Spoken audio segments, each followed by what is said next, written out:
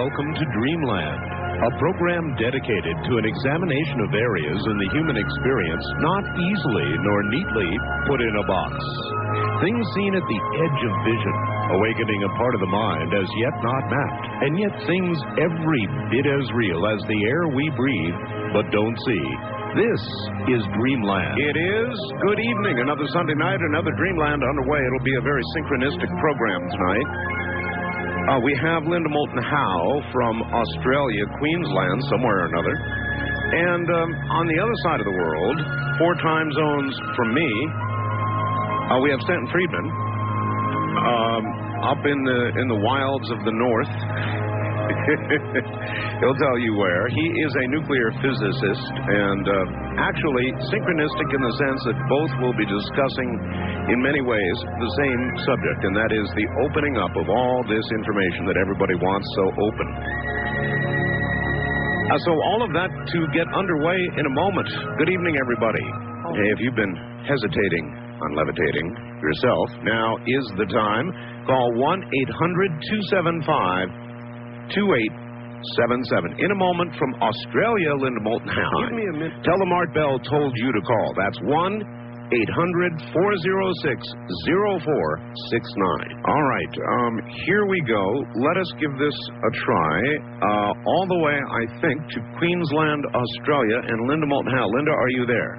You've connected, Art. And today at noon, June 2nd, I am in Montville, Queensland, a beautiful village 1,000 feet above the nearby Pacific Ocean, which rims the east coast of Australia. These rolling hills, which rise above the ocean, are covered with pineapple and sugarcane fields, lemon, papaya, eucalyptus, and palm trees, and exotic flowers and birds everywhere. To my American eye, it's identical to Hawaii above the Pacific Ocean. In the past 3 days, there have been sightings of orange glowing lights near here and other sightings in Brisbane further south. It made the newspapers. I talked with 2 Montville eyewitnesses, a husband and wife, who watched 9 orange lights moving over the ocean in a formation of 4 lined up in front, followed by 3 in a line, and then 2 in a line. The 9 orange lights moved in formation so slowly that the couple said they watched for at least 20 minutes before the lights moved out of sight. Then in Brisbane on Saturday, May 31st, radio stations there received calls from residences about, quote, a cluster of bright lights which appeared unnatural in the sky above the southern suburbs of Brisbane, unquote. I am now visiting a man who has created a forum for reports such as these and other unexplained phenomena. I am talking to you from the offices of Nexus magazine, which emerged in the 1980s as an effort, and I'm reading from the Nexus Statement of Purpose, quote, to recognize that humanity is undergoing a massive transformation. With this in mind, Nexus seeks to provide hard-to-get information so as to assist people through these changes, unquote, which is very much like your efforts to explain and to report about the quickening, Art. The magazine is now distributed internationally, including to the United States, and its editor, Duncan Rhodes, is with me now to discuss his perspective about government knowledge and cover-up of the UFO phenomenon by the United States, the UK, and Australia, who are very closely linked on this continent.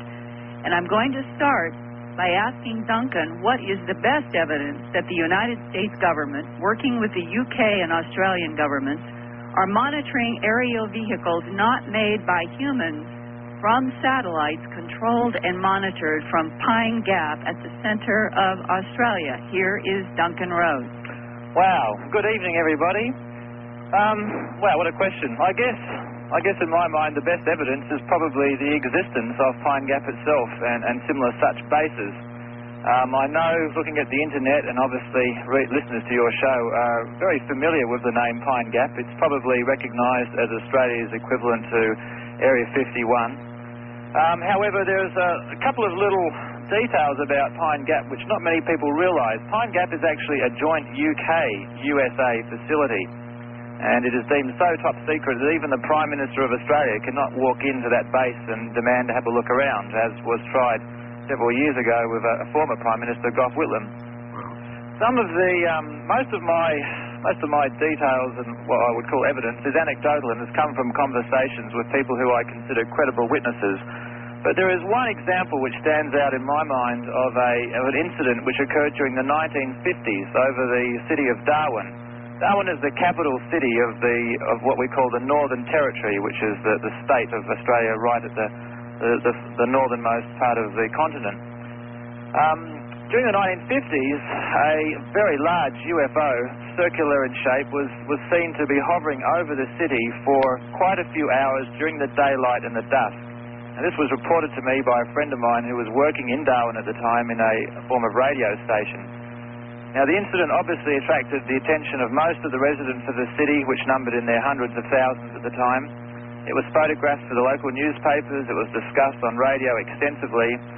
And then a day later, what was, I guess, to my mind, the most fascinating aspect of the story, the locals report three classic men in black with American accents turned up in Darwin and basically made it a point to visit the local mayor and the mainstream media stations and outlets in Darwin and assure them that there was nothing out of the ordinary, that it was all under control. But what makes it, I guess, stand out in my mind is that Darwin is a very, very hot city. It is extremely hot in Darwin. Everyone wears thongs and shorts, stubbies as they call them, and T-shirts and drinks lots of beer. So to have three guys from America wearing totally black suits, three-piece suits, black shirts, black suits, black hats, black sunglasses, it made them stand out absolutely to everyone's mind. And I guess everyone in Darwin will never forget that aspect of the whole UFO case as much as the UFO itself. And which raises the question, what are the men in black from the 50s? Were they U.S. intelligence agents assigned to go to wherever there was something related to the UFO phenomena and basically keep it away from the public and the media? And today, in the 1990s, what would you say right now from the standpoint of your Nexus association in Australia with what are things that have been happening, ranging everything from mutilations to circles in grass to sightings that says to you that this country still is involved with phenomena that we hear about in other parts of the world, but there seems to be as much an arm's length distance from these reports here to the media and the public as we see in the United States? Okay, it's a multifaceted question which I'll take from the top. Number one, we experience regular flaps of UFO sightings as you are in America, and the Sunshine Coast where you're staying now is as you've seen, is a pretty hot spot for UFO activity.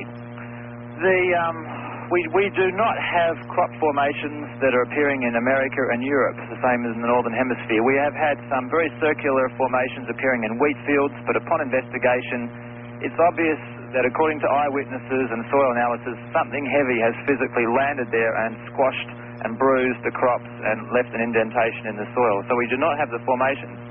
On the animal mutilation front, your visit here, as you are aware, has sparked a lot of renewed interest. And already a couple of mainstream TV stations, one in particular, the Channel 7 network, are digging up evidence as recent as today where they have contacted farmers going back over the last few years who have had multiple animal mutilations, particularly cattle.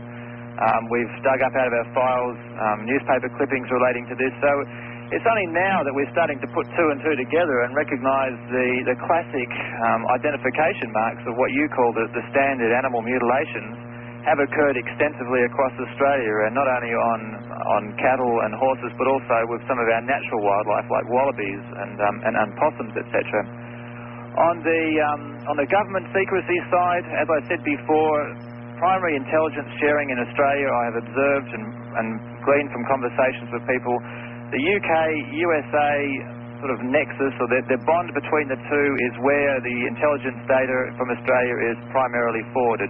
I've spoken to several abductees and contactees who were, in my opinion, briefed by aspects of British intelligence, certainly very well-dressed, English-sounding upper-class accents.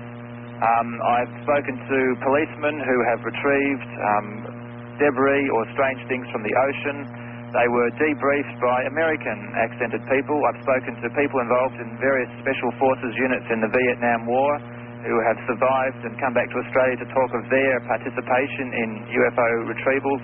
Again, they were debriefed and in many cases intimidated and threatened into silence by people from the American embassy over here. So it's a continual sort of alliance of the British and the American over here where most of the information flows into their hands.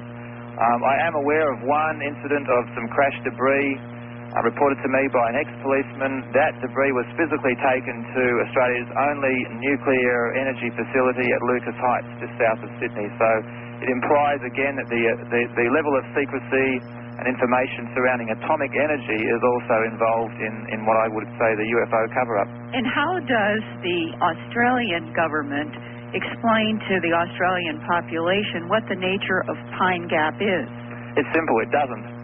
They have released press releases in the last 10 or 15 years. Basically, the existence of Pine Gap is explained to us as a Southern Hemisphere detection centre for monitoring the launch of nuclear warheads and missiles in the Northern Hemisphere. It's explained to us that it's America's base down under to keep an eye on what the Russians were doing during the Cold War. Since the drop of the Iron Curtain and the relaxing of the Cold War, Pine Gap is obviously still functioning. Most of it exists underground, as you're aware. It's still being explained to us as tracking submarines. It was used during the Gulf War to help detect Scud missile launches of the Iraqis. And it's part of what I consider a network of bases, some of which are secret and unknown in their location, and other bases which are well known, like Northwest Cape and Exmouth, which have incredible signal arrays, antenna arrays, and are well known to the public. So it's explained to us as a communications facility. Has anybody told you off the record, as I've heard, that one of the actual main monitoring uses of Pine Gap is to keep track of what we would call area vehicles not made from here, a network that's monitoring essentially UFO activity? Well, I've spoken to two people who claim to have been inside Pine Gap at various levels and at various levels of security clearance. My understanding of the situation is that Pine Gap is multifunctional. It certainly, to my mind, can detect using over-the-horizon radar, etc., Northern Hemisphere and Southern Hemisphere aerial vehicles, both known and unknown. I believe it also can detect and monitor and does monitor civilian phone traffic. It monitors economic intelligence traffic through the fax lines. I believe it can monitor the internet.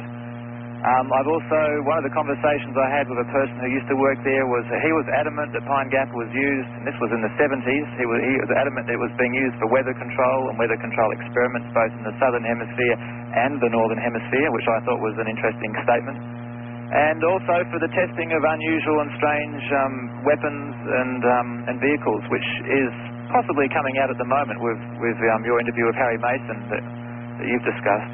Yeah, the increased fireball activity across this continent has been a puzzling aspect, and I'm going to be doing a story on that when I'm back in the United States for a later Dreamland that I can edit. And I suppose right now is the issue, if Pine Gap is essentially owned, operated, and controlled by the National Security Agency in the United States with allied help from UK and Australia, and has been here for quite a long time and cleared out all electromagnetic interference and everything at the very heart of Australia, bought up farms to remove electrical and power lines so that they would have an electromagnetic free area.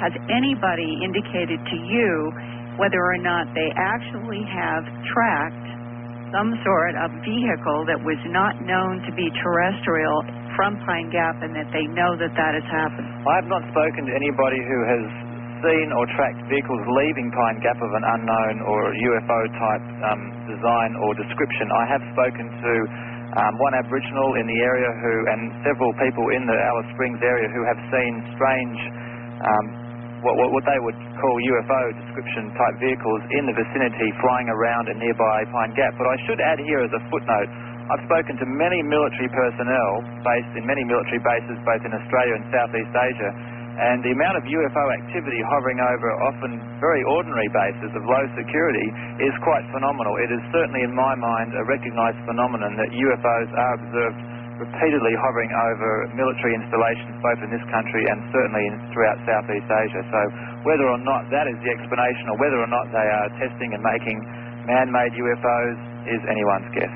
And Art, do you and or Stan have any questions for Duncan? All right. Well, absolutely fascinating. It sounds like the U.S. version of Area 51 or S4. Let's see if I can bring Stanton online. Stanton, are you here? Yes, I'm here, and I've been listening with great interest. One question that came to mind is I haven't heard the word CIA mentioned so far, or NRO, and I wonder if they are known to have a role out there. The NRO, the National Reconnaissance Office, do you have a facility like that in Canada or America, an organization of that initial? Yes, National in the United States, the annual black budget was stated last year as, I mean, this is an organization that's been around for quite a long time, but wasn't admitted to exist really publicly until the last couple of years, and annual black budget estimated at $6 or $7 billion. Supposedly their job is to guide spy satellites, you know, pick out targets and all that sort of thing. It's known that they do more than that, but close connection with the CIA. Do you have NRO down there too? I certainly believe we have NRO representation. We have a thing called the Joint Signals Directorate, and there are several other Australian alphabet agencies similar to your own. They are all regularly linked at a publicly recognised level. I mean, the public releases that were given to myself when I worked at Simply Living magazine during the 80s, which was an environmental and human rights magazine, the press releases officially, the photographs basically indicated that there was reconnaissance and tracking signals intelligence. I mean, it was basically signals intelligence was the main phrase used repeatedly. Signals intelligence fed to Australia. I mean, there are Australian personnel based there, usually on the surface, but it's very, very few.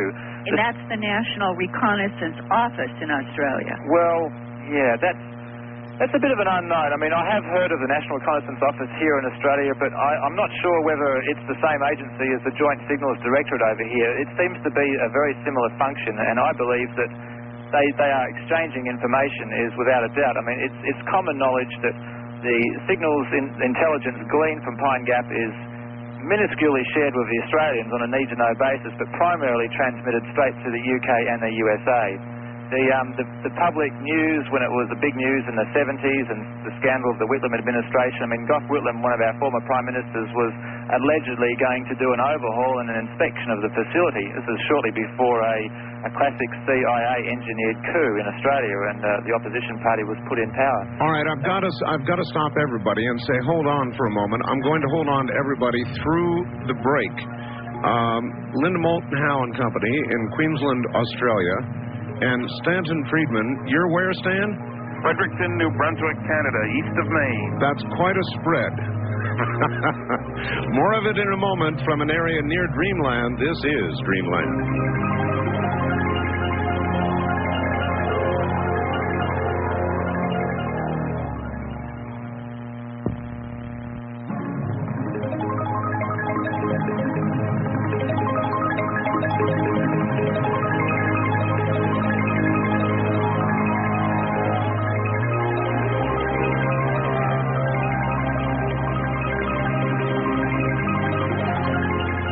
Kingdom of Nine. You're hearing Dreamland with Art Bell. To participate in the program, call toll-free 1-800-618-8255. 1-800-618-8255. First-time callers, area code 702-727-1222. Or the wildcard line at 702-727-1295. This is the CBC Radio Network. That's exactly what it is.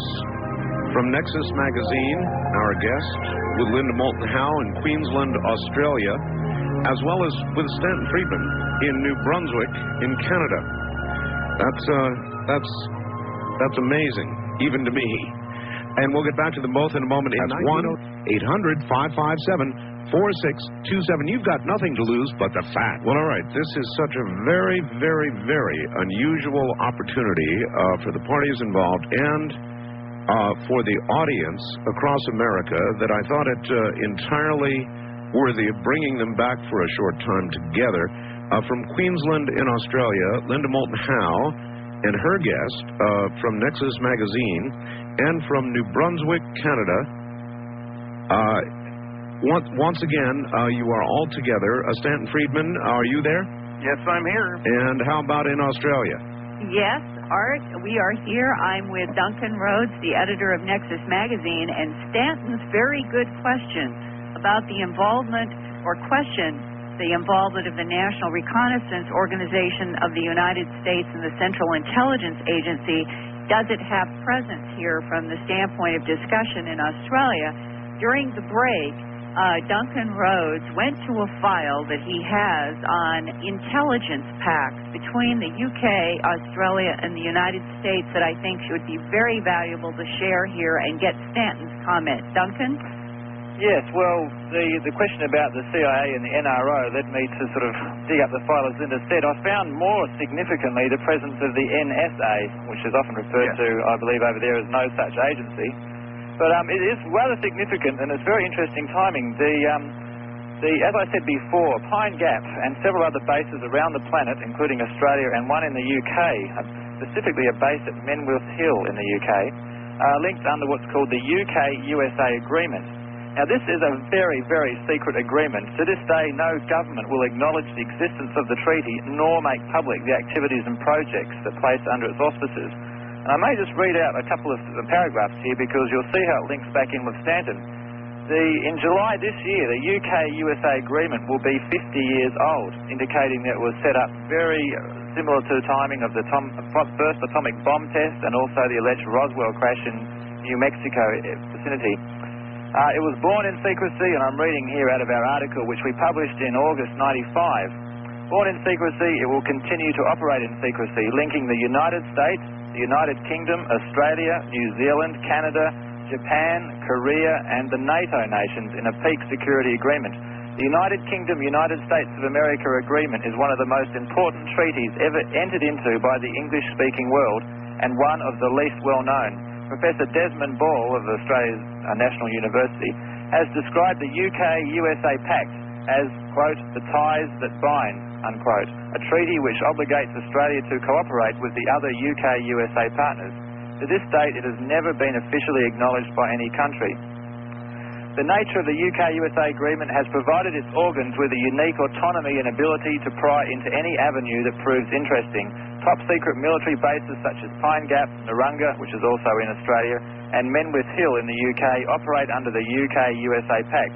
So too does the clandestine National Security Agency. The initial idea of the agreement was to carve up the globe into spheres of cryptological influence. Each country was assigned specific targets according to its potential for maximum intercept coverage. UK-USA Pact brought together under a single umbrella the SIGINT, which is Signals Intelligence, organisations of the US, Canada, the UK, Australia and New Zealand. In recent years, Japan, Korea and the NATO nations have joined the pact. Prior to the UK-USA agreement, an arrangement known as BRUSA, B-R-U-S-A, existed. BRUSA was a formalised cooperation between British and US communications intelligence agencies. Although top-secret news of the UK-USA agreement leaked quickly to Moscow through Kim Philby, as one intelligence officer from America put it, the UK-USA agreement was, quote, like opening up a party line to Moscow centre, end quote. Signatories to the UK-USA agreement conceded to standardised terminology, code words, intercept handling procedures and indoctrination oaths. Today, cooperation among PAC members occurs in areas such as monitoring radio broadcasts, undertaking covert action and assassinations, overhead reconnaissance, human intelligence, estimates, security intelligence, counterintelligence, training, seconding and equipment. And there's one last paragraph here. The UK-USA agreement is a tiered agreement. The National Security Agency is called the First Party. The Australian Defence Signals Directorate, or the DSD, the British Government Communications Headquarters, or GCHQ, the Canadian Communications Security Establishment, which is GCSE, and the New Zealand Government's Communications Security Bureau, which is the GCSB, are all second parties. Remaining countries are designated third parties. So that in winding up here, the first party, the primary intelligence sharer on this agreement, is the NSA. National Security Agency of the United States. Which certainly has a role in the UFO scene. Yes. Yeah, Stanton, what is your own comment on this pact that has existed since 47 to 97, celebrating its 50th anniversary, clearly showing that Menwith and Pine Gap are probably bookends of a global monitoring system with its heart in the United States? Well, I have no quarrel at all with the notion, although I should point out for those who are concerned about such things that the NSA didn't actually come into existence until 52. But so it hasn't had 50 years, but the agreement with its NSA predecessors has. I should point out, too, since most of our listeners are in the States, that the NSA is the big guy on the block. Everybody's heard of the CIA, but NSA, never says anything, no such agency. Estimated by the Washington Post to have an annual black budget that is not under direct congressional control of at least $10 billion, a couple of times larger than the CIA, and they can listen in on telephone conversations across the Atlantic. The best computers in the world were developed for them. They can pick up a key word and record everything that follows from that. Well, my guess would be that this conversation set off alarm bells about 45 minutes ago. Well, I think so, but the NSA is great at game playing. I get a lot of laughs at my lectures, and Linda has seen it happen when I talk about the legal action against the NSA back in 1979, where they were taken to court to do a search of their files for UFO material. And they came back saying that they'd found 239 documents. We only knew about 18. We went to them because the CIA had 18 NSA documents on UFOs and a list that they put out of 57 documents from other agencies dealing with UFOs. And we wound up in court trying to get these 18 NSA documents, and they come back. They found 239. But 79 were from other agencies. That left 160. They threw out 4, and their own 156 they refused to release, even to a federal court judge. And their justification, which was a 21-page, we now know, top-secret Umbra document, an affidavit, the judge saw it, but the lawyer for our side didn't see it at that time. And they justified withholding these documents on grounds of national security. The judge was so impressed, he agreed with them that they should not release the documents. The Federal Court of Appeals agreed with the judge. Supreme Court wouldn't hear the case. When we finally got the affidavit, it was 75% blacked out. And you can't scrape off the black either. Well, this year, there's been a change in the whole attitude about how you handle old classified material that is more than 25 years old. A new executive order was passed or signed by President Clinton in April of 95, 12958. These things are always known by numbers for some strange reason. And it was ignored until after the election. Everybody felt that Clinton wouldn't be reelected, so they could ignore this and they'd go back to the old ways. There's a actually two significant points made in this regulation, which are directly pertinent to what we're talking about. One is that the old philosophy was, if in doubt about keeping something more than 25 years old classified, keep it classified. The new policy is, if in doubt, declassify, which is a remarkable switch. The other thing is that automatically, in April the year 2000, documents not previously withheld by agencies, which suddenly have to review like crazy, will automatically be declassified. So all the agencies suddenly are working like crazy to get their stuff reviewed so they can keep the hot stuff away. And the NSA, early this year, took a new look at this document, this 21-page top-secret Umbra, which we now know to be on it, document, and decided to only censor about 25%. And in addition, they took the remarkable step, at first it seemed like it anyway, of releasing those 156 NSA UFO documents, intercept, signal intelligence, communications intelligence. Now, they did it in a sort of tricky fashion. There's about 2 lines per page for each of those events. Now, instead of using black lines all over the place, which they did in the original affidavit, in which guarantees a laugh at my lectures and on television, they white out the stuff that they're not releasing.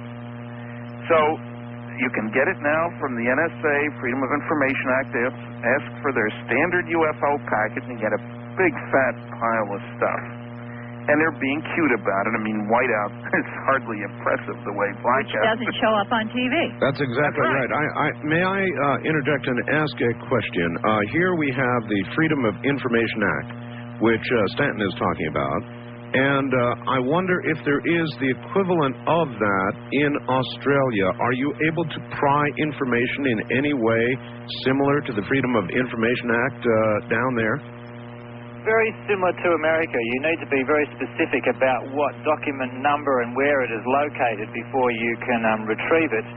The main hurdle to jump here in Australia is the expense. When they first brought in the Freedom of Information Act, there was a sort of a great sort of pat on the back routine going around about, freedom of information now in Australia and it's dirt cheap access. But steadily since that date, about a decade ago, they've increased the prices and the fees. The bureaucracy has steadily made it more and more expensive and harder, and there are certainly areas under the guise of national security where documents will not be released. All right, well, here is what Stanton said earlier, and here's my idea. If there is the connection that you all have described or alluded to between America and Australia from a security point of view, they occasionally, as Stanton said, make mistakes and release something they don't mean to. So I wonder if we could get some coordination and have requests made on this end and that end, and then combine the results and maybe end up with something meaningful. Sounds like a great idea. It's a wonderful idea, but I've got to say, in some ways, it has been tried. I mean, there have been several questions asked in our federal parliament about to the Prime Minister and to the Defence Minister, would they even confirm or deny the existence of the UK agreement? The UK-USA agreement. And in both times, one time in 1977 and again Senator Joe Valentine in 1986, they would refuse. They basically refused to provide any information which might confirm or deny speculation on the intelligence and security matters raised by those questions. All right, but perhaps we can get very specific about our requests and turn up something. Stanton, what do you think? Well, we might. They're pretty good at avoiding these things. I should add there's another card being played right now. The new government in England, one of its platform planks, if you will, was finally the installation of a Freedom of Information Act. There isn't one as of now, but there's been a lot of pressure to put one in. In Canada, we have an Access to Information Act, and there are modest charges. The copy charges can hit you sometimes, but in England, they're talking about how they will install this new system. And, in England, they've got the Official Secrets Act, and a researcher named Nicholas Redfern went after UFO stuff, and some of it will indeed be released in the year 2075. 2075? Yeah, I don't think I'm going to be around then. Stanton, what do you personally think it's going to take to break this open at the level we all need, which is governments being honest? Well, I think the biggest thing that could happen, the most beneficial, I'm not saying it will happen, I'm saying that what would be most beneficial is if one of the major news media groups, say the New York Times, the Washington Post, 60 Minutes, really would put the same amount of zeal into blowing the lid off the cosmic Watergate as went into blowing it off the political Watergate. And as I recall, there was something like 16 people working full-time at the Washington Post. The problem is, as you know, and recent publications in the United States certainly indicate this, the major media have turned a deaf ear to UFOs, other than to use it as an excuse to say silly season is here again, that sort of thing. The U.S. News and World Report, I mean, this is the 50th anniversary of Kenneth Arnold's case and of the Roswell incident coming up, so there's UFO mania everywhere. The media complain about Roswell makes commercial contact, it said in U.S. News and World Report. And a two-page article, March 31st, let me quote, they say that they're celebrating the 50th anniversary of something that almost certainly never happened, the crash of a flying saucer in Roswell in 1947, into the biggest, most lucrative live event of the summer. Popular Science, the June issue, cover story about Roswell. The gal spent 3 days down there. The only book she mentions is a debunking book. I mean, I should be pleased, I guess I'm called a veteran crash sleuth, whatever that's supposed to mean. They don't mention my book, Crash at Corona, or the 3 other books that have been published. And all of the interviews, Stanton, with people who are now dead, who did talk on videotape as being personally involved in some aspect of a retrieval operation. Yeah, of course, they don't get into that. And it's a matter of fact, in the Popular Science article, they say Walter Haunt, the public information officer, put out the press release at the direct command of then Colonel Blanchard, later a 4-star general. They say he's one of the last people alive. Well, I spent a week in New Mexico in April with the science editor of Stern magazine, which is sort of Life and Time combined, the biggest circulation weekly in Europe. It's in German, of course. And we talked not only to Walter, of course, but we talked to, for example, Bill Brazel, son of the rancher who found the initial wreckage out in the debris field and who himself found pieces out there. We were in his home. All right, Stanton, we're going to have to pick up on this after the top of the hour. I want to give Linda an opportunity to give her information out because we're going to terminate the Australian side of things here at the top of the hour. So, Linda? Okay, it's been great, Art, and my fax number in the United States is area code 215-491-9842. That's area code 215-491-9842. I welcome any communication there on this topic, bismuth, magnesium, anything that we cover. And next weekend, I will be reporting again from someplace else on the coast of Australia. All right. Well, Linda, I want to thank you and remind you that it's almost 15 weeks now since we've been waiting for that photograph of Miss Idaho. Well, I promise when I get back, I will get something to you. I promise that. In case she didn't tell you down there at Nexus, there is a photograph of Ms. Linda Howe as Miss Idaho, something you might want to get and demand down there. That's why she's blushing. and that's right, and publish in Nexus. Sounds like cover material. That's right. All right. Thank you both. Thank you. And good afternoon or evening to you, whatever it is. It's noon here, and I know it's night there where you are and where Stan is, and my best to you both. All right. Take care and good night. All right, folks. In a moment, we're going to take a break, and then we will go to New Brunswick once again. And after this very, very interesting conversation, we will talk at length with Stanton Friedman, and, of course, you'll get an opportunity to call in. It's 9. It's a very, very international kind of night, and good morning to everybody at NSA.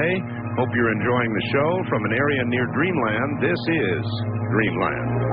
AM 1500 KSTP. Important.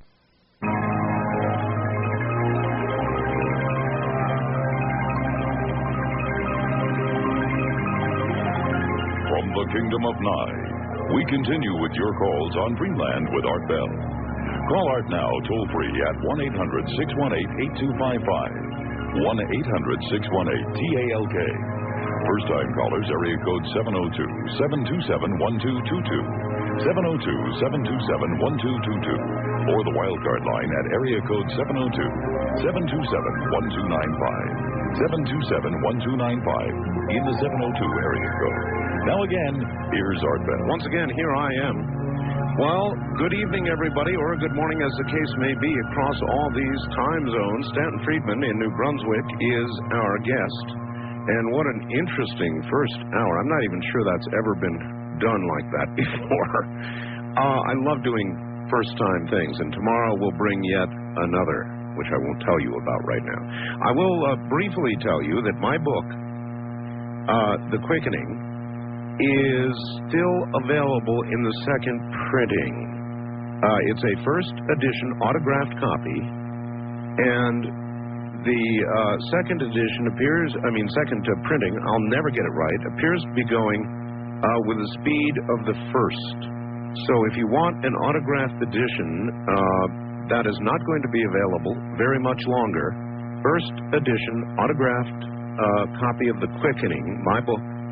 The number to call right now is 1-800-864-7991. That's 1-800-864-7991. And we will discuss with Stanton a bit the weather question. And again, in the American Northwest, tornadoes in Washington, even Canada, unbelievable. There's no question about it. We are undergoing some sort of weather change. I also have a fax here indicating that on the front page of the Seattle newspaper today, they're reporting two huge, their words, new holes in the ozone layer, and that it is worsening at a very, very fast clip. And that is one of the items that you'll find described in my book, The Quickening. And again, the number for that, and I'm telling you they're going, so don't wait, is 1-800-864-7991. You hear a lot of new and wild stuff listening to Art Bell. Now you can read about that stuff in After Dark, the official Art Bell newsletter. This color newsletter covers the juiciest and most delicious subjects that get talked about right here in the middle of the night. And it showcases the best of Art Bell's website. The newsletter captures the highlights from Art's shows and delivers them to your mailbox every month. After Dark contains color pictures, text from Art's hot interviews, how to order taped copies of Art's hot interviews, and much more.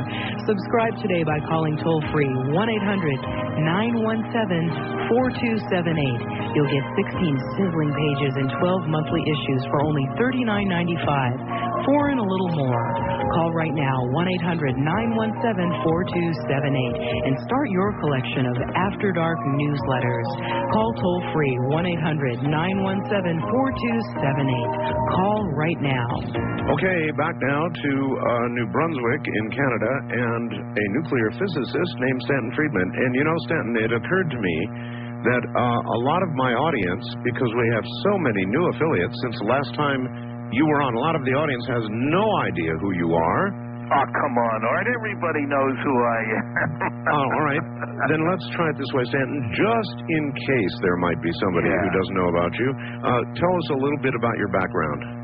Bachelor's and Master's in Physics, University of Chicago. Carl Sagan and I were classmates for 3 years. 14 years in industry, working only on far-out, highly advanced, classified, eventually canceled research and development programs, things like nuclear airplanes, fission and fusion rockets, nuclear power plants for space, little companies like General Electric, Westinghouse, General Motors, TRW, Aerojet, General McDonnell Douglas. Obviously, I couldn't hold the job.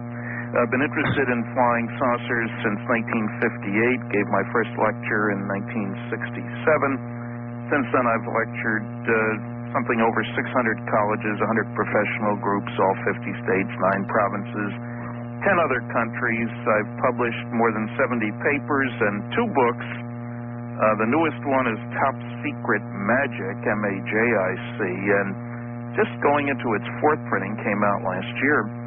And Crash at Corona is in its 6th printing, the definitive story of the Roswell incident. I'm the original investigator on Roswell, beginning in 1978. And boy, that sure kept me busy this year with travel all over the place, 13 overseas trips in 2 years. And I go to Italy on Thursday and then to London a couple weeks later. And I'll be in Roswell for the big wing day. That's what I was going to ask.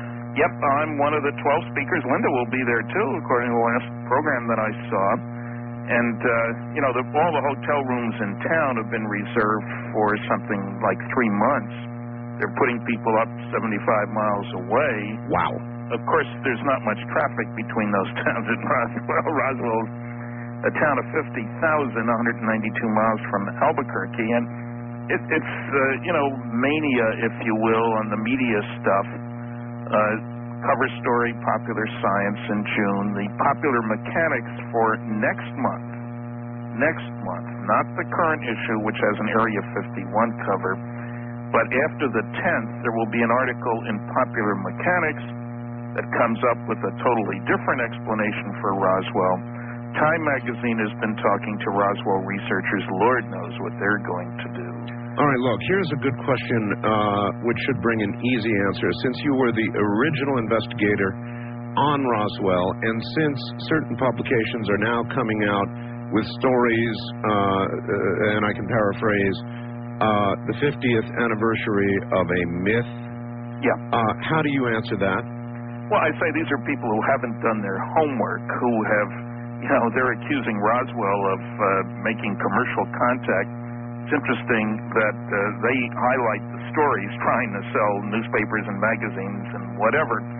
There's no question that at least one, and Kevin Randall and I have differences in degree about some of the details, but we spoke together today, and we agree that indeed at least one crashed flying saucer of alien origin was recovered by the U.S. government in New Mexico in early July 1947, that there was strong intimidation of witnesses, that bodies were recovered, that the Project Mogul explanation or any other we've listened to stands up under careful scrutiny.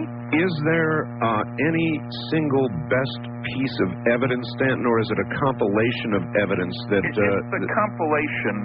People are always looking for the single best piece. Well, I like testimony, for example, of then Colonel Thomas Jefferson Dubose, who was Chief of Staff of the 8th Air Force based in Fort Worth, Texas. I spoke to him in his home before he died, of course. I'm not one of those people who can do remote viewing. And his testimony about being told in no uncertain terms by his boss's boss, the head of the Strategic Air Command, a guy named Clements McMullen, to cover up the story. This is in early July 1947, one-on-one conversation, 3 instructions. Cover it up. I don't care how you do it. Send one of your Colonel Couriers up here today with some of that wreckage, and I don't want you ever to talk about it again, not even with your buddy Roger Ramey, who was Dubose's boss and head of the 8th Air Force. Now, when you hear that from a man who's a West Point grad, who had 18,000 hours as a pilot, who established the Air Force's search and rescue teams, you've got to be impressed, and especially when you hear it firsthand in his home. That kind of testimony, you'd love it on your side in a court of law. Major Jesse Marcel has come under nasty, vicious attacks by people who never met him, who have misrepresented his military record. He was the intelligence officer for the only atomic bombing group in the whole darn world. I was in his home. I was the first to talk to him. He's dead now. I've been in the home of his son, just a medical doctor, a pilot, a flight surgeon. I'd sure like both of those on my side in a court of law. So, it's a much more impressive story than you would gather from, say, reading Popular Science or certainly U.S. News and World Report. And I'm sure the attacks will continue. What we're really hoping will happen, and I'll be in Roswell from July 2nd through the 6th, is that new witnesses will come forward. I'm sure they're going to have a major tourist event down there, and I was just down in Williamsburg, Virginia, and that's a major tourist attraction. Obviously, there really were no Civil War battles or Revolutionary War battles. This is all malarkey to try to attract people to these tourist attractions. All right. That's nonsense. Of course it's nonsense. Mogul, the whole Mogul explanation was really an attempt, wasn't it, to explain the hemorrhaging that was going on, because it was so obvious that they had told a lie, that it was time to retell the lie, in effect, saying, here's why we lied, because it really was a secret project at that time. So here's the new line. Yeah, and, what's strange here is that the Air Force has gotten away with lying about flying saucers without the media digging into it since at least 47, and then strongly in 55, in 69 when they closed Project Blue Book, and they're coming back to the same lies. In Top Secret Magic, I have a letter from an Air Force colonel to a United States senator. A one-page letter, and I've seen similar letters to 25 other Congress people, both senators and congressmen, and it's chock full of lies, and they're getting away with it. It took me 5 pages plus attachments to respond to these lies. And so, it's really distressing that some people will buy into Mogul. Now, for your listeners who may not be fully aware, Mogul was a project that had a secret objective. They wanted to be able to determine when and if the Soviets would explode a nuclear weapon. This is in the late 40s, and they didn't know how long it would take before they would, catch up with us, if you will. And it was hard to venture over the Soviet Union back then. We didn't have U-2s or anything, or satellites. So they had a project to set up a string of balloons about 600 feet long. They varied, but 23 balloons at 20-foot intervals, plus they would have sonobuoys, devices for listening to sound waves. The idea was, if the Russians exploded an atomic bomb, it would send sound waves all the way around the world, just like certain things, sounds travel underwater for thousands of miles. Sure. And you'd need a constant altitude balloon, so that's tricky. You've got ballast, you've got radar reflectors, you got a whole bunch of stuff. Now, obviously, it's pretty hard to hide something that's 600 feet long, and the idea was to have it over the United States, not over the Soviet Union. And there was nothing about this system that in and of itself was classified. The balloons were standard balloons. The sonobuoys, the other junk, would all have little labels on the, where it was from. All the ranchers in the area had recovered balloons because weather balloons are all over the place in New Mexico. Roswell was the home of the only atomic bombing group in the world, Roswell Army Airfield. I was just there, and it's still impressive. They've got a 13,000-foot runway there, about the third longest in the United States, I think. Well, they called Mogul a balloon train, indicating it was more than a single... Yeah, it was like 23 balloons, standard weather balloons. Uh-huh. And at 20-foot intervals. Okay, so then Major Marcel, had there been 1 or 20, would have instantly recognized a weather balloon. 1 or 20. Of course. Yes, and not only that, he never reported seeing string holding these things together. The radar reflectors were flimsy kind of things. They had to be very lightweight, you understand. So it's sort of like kites, balsa wood and very thin aluminum foil that any 3-year-old can tear. And so he was familiar with balloons. He had courses in radar, the use of radar for monitoring things in the sky. He served in the Pacific. Colonel Blanchard, same way. There was war fought. They were both involved in it, and Roswell itself launched balloons every day. And so there's no question that he would have recognized. One of the things that impressed him, and from our first conversation he said this, was that there was nothing conventional. All right, well, all this is very impressive and undeniable. If your soulmate, Phil Klass, were here, what would he say, confronted with what you just said? Phil would dither. He would say that, well, Major Marcel, he lied all about his background because there's a guy named Robert Todd who's shown that his military record was a bunch of lies.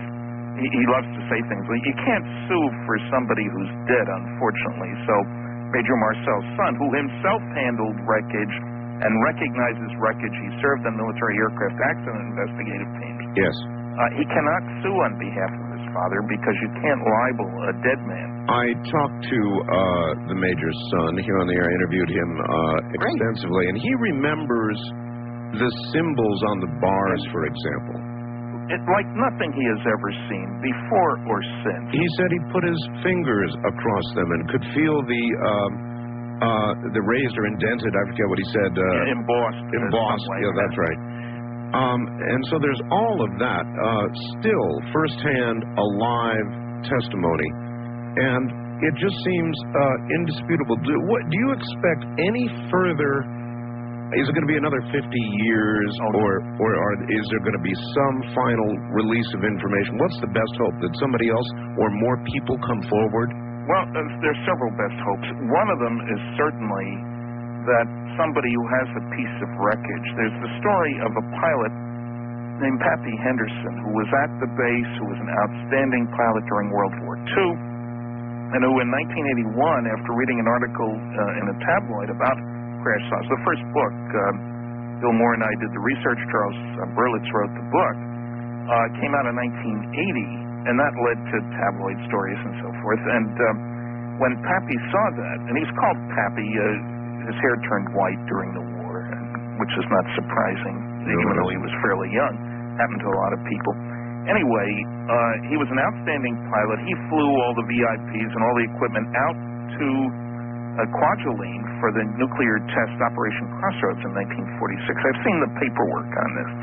Anyway, Pappy in 1981 told his wife that he had always wanted to tell her, but it was classified, but now it was in the newspaper, so it must not be, that he flew some of that wreckage to right field, and he was aware of the bodies.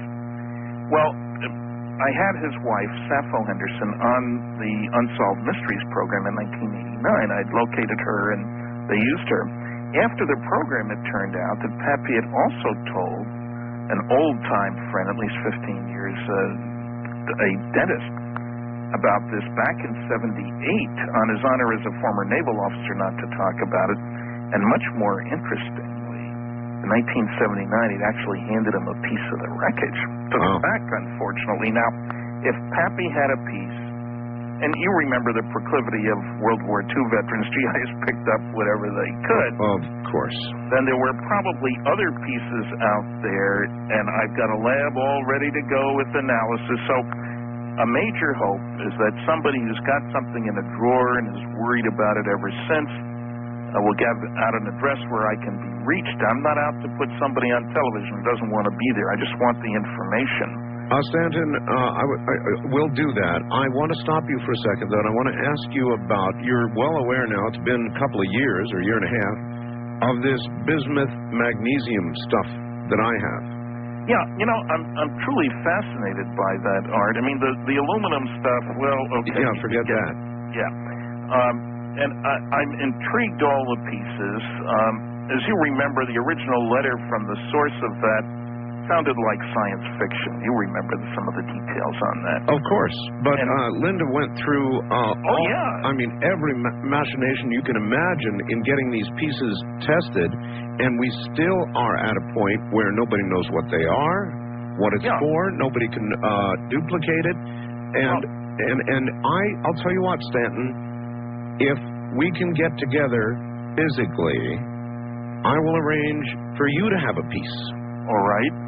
I'll keep that in mind. I should point out something. One of the difficulties, and Linda and I have talked about this at some length, I'd worked with a lot of crazy materials when I was in industry, and one of the problems you run into is if you have elements that are definitely here, and certainly bismuth and magnesium are, then you always worry about maybe this is something that had to do with a super secret weapons-related program. Of course. You know, and that's where it gets hard, because nobody can step forward and say, oh, yeah, we use that in our laser weapon system, or, you know, that kind of thing. So it gets to be real tricky on that score. It does, but, Stanton, let me ask you this. How many other people are in possession of material as continuously anomalous as I have? You should be aware of it if there's more out there. Yeah, I certainly, I've had people contact me and say they have a piece. Well, why do you think it's related to Roswell? Well, somebody found it in New Mexico, less than 50 miles from Roswell. Big deal is all I can say. It's got to have peculiar properties. And so your stuff, that many layers of those two metals, and one's dense and one's very low density, and, you know, different materials that it's not easy to make something like that. That's not the kind of hoax that a guy can do in his basement. There's no question about that. Right. So what my question was, are you aware of anybody else out there who has gone through the process we've gone through with materials of this sort or even different? No, I am not. And you know what happened with that silver copper stuff at the museum? Oh, I do indeed, yes. And I personally wish one should do analysis first and publicity later. I'll tell you, I talked to an RCMP officer here once about, you get a big, Royal Canadian Mounted Police. Right. You get a big crime, you ask for people to call, and you get hundreds of calls. I said, what percentage are useful? 2 or 3%. That's how we solve most crimes. All right. You expect noise, in other words. Exactly. All right, hold on. We're at the bottom of the hour. We'll be right back. Nuclear physicist Stanton Friedman is my guest. He's in New Brunswick. I'm in the high desert, in an area near that called Dreamland. This is a program called Dreamland.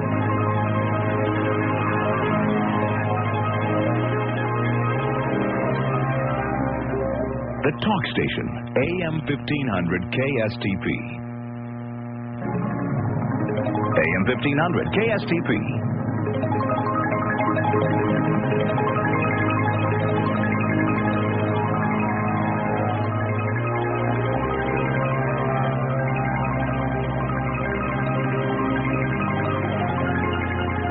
From the Kingdom of Nye, you're hearing Dreamland with Art Bell.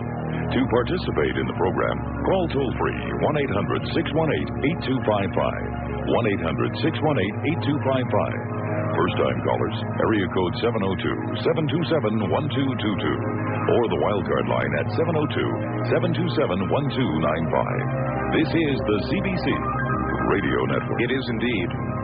Good evening, or good morning, as the case may be. I now have an opportunity to advertise something I never even knew existed. This is an amazing product.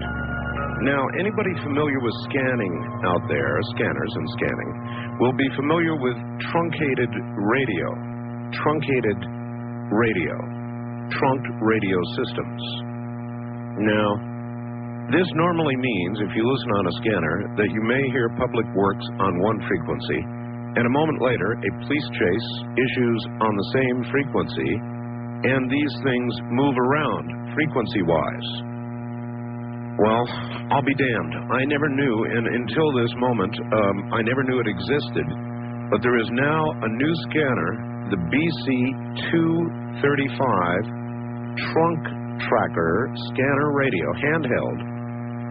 And don't ask me how it does this, but it actually follows a truncated conversation. Wow. I would guess, since these are in the clear, that this is legal, but I'm not sure for how long it will remain legal. The Seagrain Company has acquired 10 of these. 1, 2, 3, 4, 5, 6, 7, 8, 9, 10. That's all they've got. This obviously also works as a conventional scanner. It has 300 channels. It has a backlit LCD display. Band search, priority channel, data button, extra battery and charger are included. And I am amazed, absolutely amazed, that this technology has popped up. But here it is. It's the BC-235 Trunk Tracker Scanner, and I bet it's not going to be legal for long. So I would grab one. There's only 10 of them, so 10 of you are going to get lucky. That's what it amounts to. $329.95, and the scanner freaks are going to jump on this hard. So if you want one, early in the morning is what I recommend. At 7:30. The number is 1-800-522-8863. That's 1-800-522-8863. All right, back now to New Brunswick in Canada and nuclear physicist Stanton Friedman. Stanton, are you there? I'm here. It is amazing to me, Stanton, that, well, just let me ask you outright. I just read that commercial, and that blows me away. They figured out a way to follow truncated signals, and as they jump in frequency, and that amazes me. We are jumping ahead so far and so fast in technology. We've got cloning on the horizon, probably being done privately already. And do you think that we are moving too fast for our own good? Well, you know, Friedman's law, if you will, immodestly described by me, technological progress comes from doing things differently in an unpredictable way. The future is not an extrapolation of the past. You have to change how you do things. And one of the things that makes a new project more likely to succeed is knowing that what you're trying to accomplish can be done. For example, by somebody flying a saucer in your neighborhood. The Soviet A-bomb is a good example of that. Hitler didn't know you could build an atomic bomb. He didn't spend much money on it. He built rockets. He knew you could build them.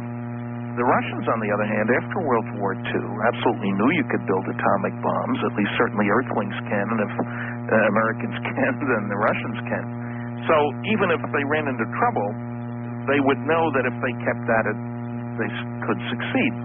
So some of the new areas of technology, part of it's competition, nothing like capitalism and all that stuff. Just look at computers over the last 5 years.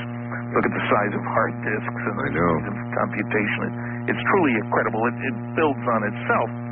But a lot of the key steps may have been achieved because somebody was trying for something new and sort of thinking, hey, gee, how could we do that? For example, there were wind tunnel tests of things the shape of a disk shortly after Roswell. Somebody saying, hey, gee, I wonder if these things are interesting from a lift-to-drag viewpoint, all that sort of stuff. Sure. So I think that, on the one hand, just from an abstract sense, there's no question we're moving more rapidly than we can handle. We are quickening. Now, yes. Let me ask the broader question. As you look back, history is an accomplished fact. It's already done. We can look at the modern technological age. Is there any point that you can point to that suggests historically an unaccountably large leap in technological capability? Well, the difficulty with answering the question is that certainly the amount of money you spend has something to do with this, and that's where the annual black budget comes into the picture. The total National Science Foundation budget, say 3 years ago, was about $3.3 billion. That covers biology, technology, mathematics, astronomy, all over the place. The total budget of the 3 nuclear weapons labs that year was $3.5 billion. That's just 3 nuclear weapons. The annual black budget is estimated at about $30 billion. Now, when you think of what you can buy in terms of top-notch people doing exciting research with the best equipment, and I get angry at what I call the ancient academics suggesting, Carl Sagan did this in one place, that, you got to have freedom to do good research. And, hey, I've been to Los Alamos, I've been to Oak Ridge, I've been to Hanford, and a whole bunch of other places doing highly classified research. And tell you something, got the best equipment around, some of the best people around. And, the public isn't aware of it. I get people, I've been lecturing all over the world. New Mexico, what's there besides sand? You tell them 2 of the 3 nuclear weapons labs are in White Sands Missile Range and, the Kirtland Air Force Base, all the rest of it, and they're astonished. The average American has no idea of how much really good research is going on. That's black budget stuff. I don't mean just classified programs whose existence Real black budget. Yeah, real black budget. I mean, the stealth aircraft was built, 52 of them, I think it was, were built. Over $10 billion was spent in something like a 15-year period before anything was said to the public about it. So what I'm trying to say is not that there haven't been strange leaps, but on the most sophisticated technology, we really have no way to judge whether the the new developments per $1 billion spent is high or low. I follow you. And so it's one of the things wrong with having such a large black budget. Not only can money be wasted, but all kinds of good stuff can go on, and the public isn't benefiting because of the classified nature of the projects, things that could have assisted us in all kinds of other areas we don't know about because it's classified. All right, so, Stanton. There's a whole area here for public discussion that doesn't get discussed. All right, before we get to the top of the hour, I've got two things I want to relate to you. One, very recently, this will take a moment to explain, Stanton. Very recently, I had a sighting of a disc. I'm talking about 5 days ago now. It wasn't just mine, and here's how it happened. I'll do it very quickly. It was 11:40 in the morning. My wife and I went down to shut our gate. That's after the local UPS and, so forth have come. We would shut our gate at that point, and because I'm a day sleeper. And so we were coming back, and there was a twin contrail, which was coming from the east-southeast, headed to the west-northwest.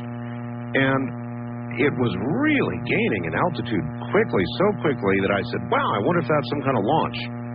And so I ran in and got my binoculars. And I was able to resolve then, at the end of the contrail, that it was a military jet. No big deal. And I began to go back into the house. My wife said, what the hell is that? And we looked about halfway back in the visible contrail, and just off to the side of the contrail, God, Stanton, here's a disc. No question about it, visible eye, and I was able to resolve it very well with the binoculars. I've got a very high-powered pair. And this thing was following along next contrail. Then it stopped dead. Stopped absolutely dead. And my wife and I stood there in 3 or 4 minutes. And then this thing starts taking off toward the south and gaining in altitude like a bat out of hell until it turned into a dot and could not be resolved by binoculars any longer. And I was so staggered. It's only the second thing I've ever seen in my life of its sort, daytime this time, and I brought my wife on the air again. And one additional thing you should know, the sun was essentially behind it. The jet I could resolve as a metallic object. I couldn't quite tell you which kind of jet it was. Clearly an airplane, though. Yes, sir. And the other object, the disc, was glowing. And when I say glowing, I mean like a second sun. So it was emitting some sort of energy. There's no question about it. Did that color change while you watched it? It did not. And it was the same when it was standing still as when it was moving. That's correct. That's it. That's the total description of the sighting. But, and one might say, well, the jet let off a flare. No, it didn't. Not one that followed it, then took off to the south and gained in altitude to the point where it was no longer resolvable. It was an amazing daytime sighting, and we're still sort of stunned by it. Any idea the relative size compared to the jet? Interesting question. Assuming that, and it was very difficult to judge altitude of the two objects, but assuming they were at roughly equal altitudes, and I think they were, I would say the object was 2 or 3 times the size of the jet. Ooh, okay. So this is a big one. Yeah. And I presume, could you hear the jet? No. It was at enough, as I was saying to you, it was really, really at a high altitude and going up fast. But this thing stopped dead. Stopped dead. And took off rapidly when it took off. Yes, sir. To the south and mostly up, but to the south. And we did not lose it at the horizon. We lost it at altitude.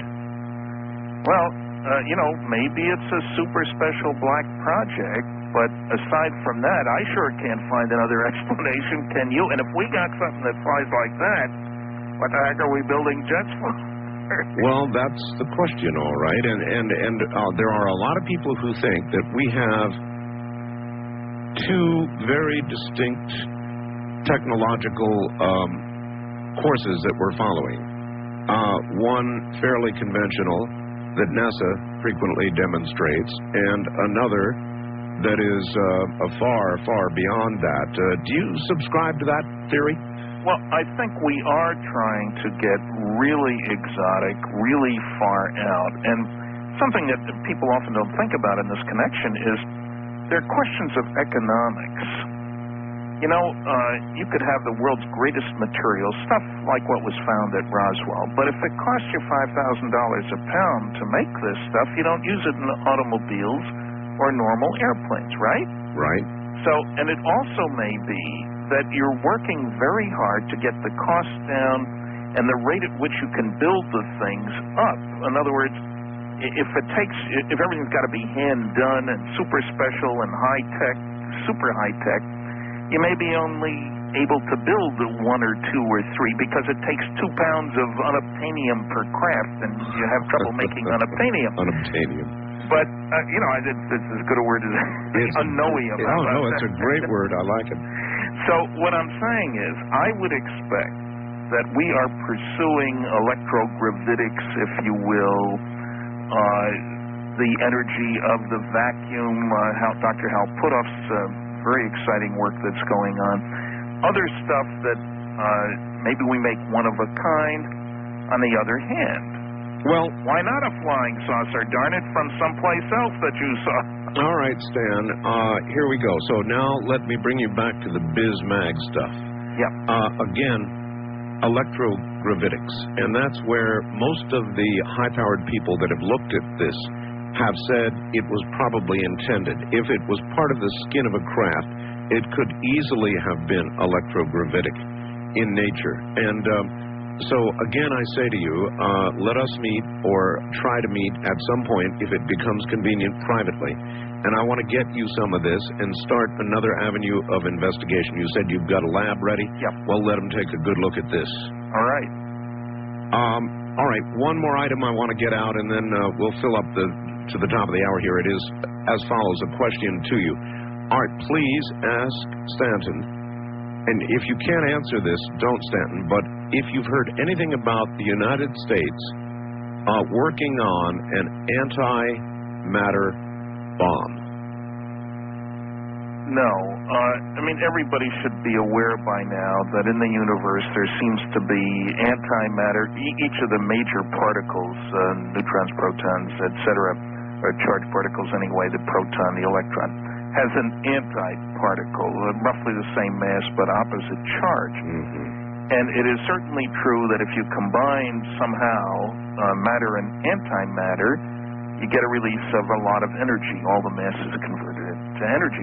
So that we might understand, theoretically, Stan, how does the release of energy per an equal amount of material equate to what we build now, either as atomic or hydrogen bombs? What is much more efficient.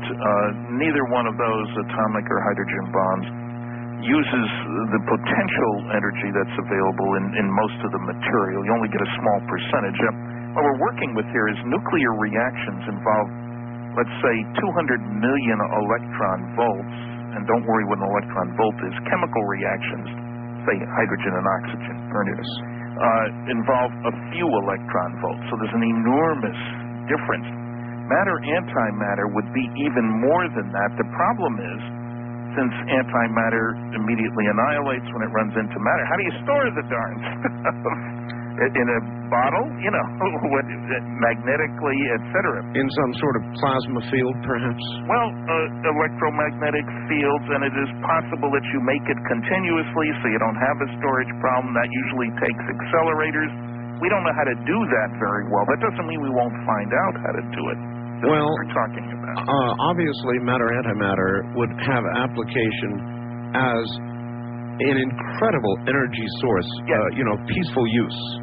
But do you have any doubt at all, and because we both know there's billions into these black projects, and you know damn well they're working on this, that they would develop this for peaceful use, or whether the first application that they would seek with their billions would be a matter-antimatter bomb?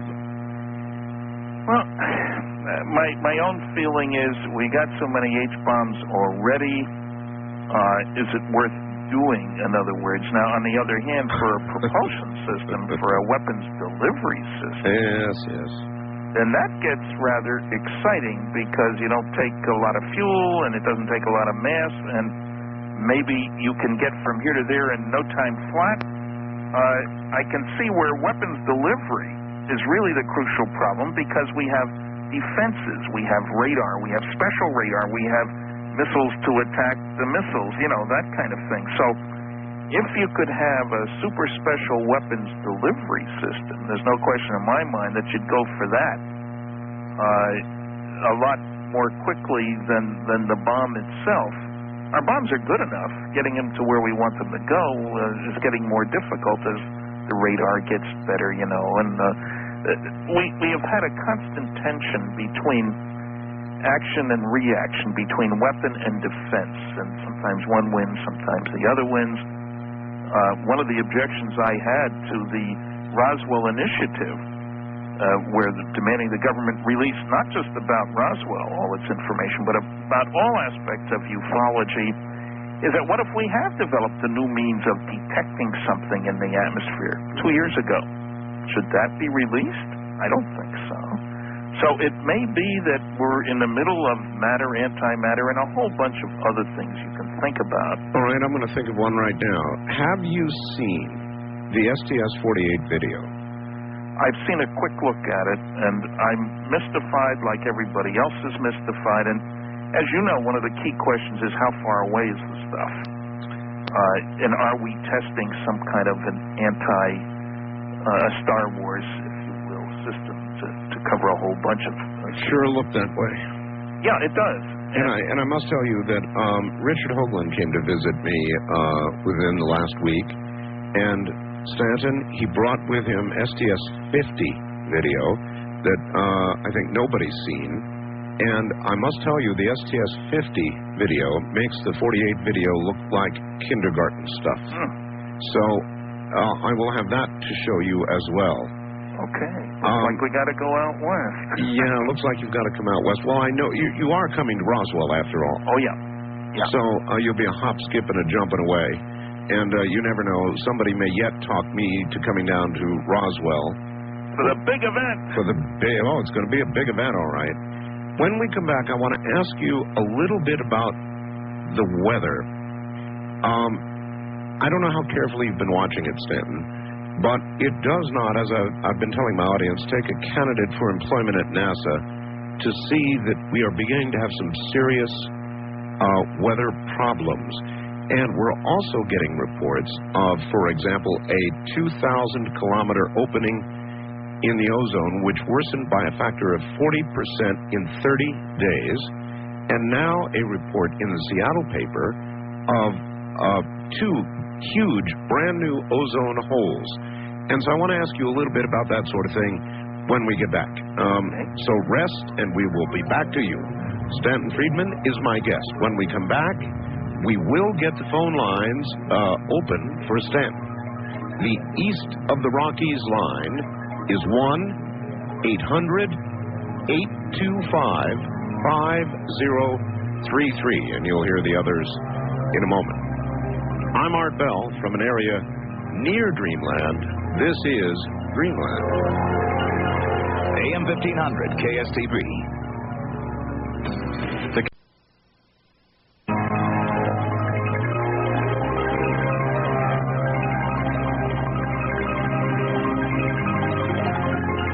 Kingdom of Nye.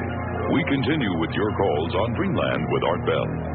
Call Art now toll-free at 1-800-618-8255. 1-800-618-TALK. First-time callers, area code 702-727-1222. 702-727-1222. Or the wildcard line at area code 702-727-1295. 727-1295 in the 702 area code. Now again, here's Art Bell. Once again, here I am. Stanton Friedman is my guest, nuclear physicist, and I guess he's been called the flying saucer physicist. Interesting title. We'll ask him about that. And we'll get back to him in a moment. And hey, if you've been hesitating on levitating, now's the time. Call 1-800-275-2877. Levitron. All right. Back to New Brunswick and Stanton Friedman. Stanton, how come they call it the Flying Saucer Physicist? Are you happy with that title? Do you mind that? No, I don't mind it at all. There are worse things I've been called by far, and actually it elevates my status. You know that, Art. After all, how many other people call themselves Flying Saucer Physicists? Matter of fact, I do know of two other good scientists, both with PhDs, which I don't have, who are physicists and who are seriously interested, but not spending their life as I am into UFOs. But no, I think one of the problems with ufology, if we can call it that, is that everybody and his brother is an expert. They read 2 books, they carry a briefcase, and they're away from home, and suddenly they're an expert. And I've had people say, oh, I've read everything you've written, and you talk to them for 2 minutes, and you realize they've read 1 paper, and I've written 70, you know. So, no, I don't mind it at all, and I think part of the problem today with ufology is that even the people who have a serious interest don't seem to be aware of how much acceptance there is for the idea of flying saucer reality. I noticed that the Popular Science article says an astonishing 48% of the people, an astounding number of Americans, I'll read it, believe that spaceships have visited our planet, even though no physical evidence of this exists. That's an interesting statement. Yeah. They say 48% of Americans believe UFOs are real, thus leaving the impression that 52% say they're not. Well, the very poll they're talking about showed 48% said they're real, only 31% said they're not. Oh, they leave that. Have no opinion. Yeah, they leave that one out generally. Yeah, they do. And I've been on shows where they take polls, television shows and stuff, you know, where you call in a certain number to say yes or no to a question. And you think the government's covering up the facts about flying saucers? 92% agreed with that. Right. I've been on with Philip Klass. You think UFOs are real? Only 83% said yes after we went at it. So why are they astonished? The polls have been consistent for 30 years, for goodness sakes. Now, the point I was getting at is that even though most people believe that the planet's being visited, most people still think that most people don't believe.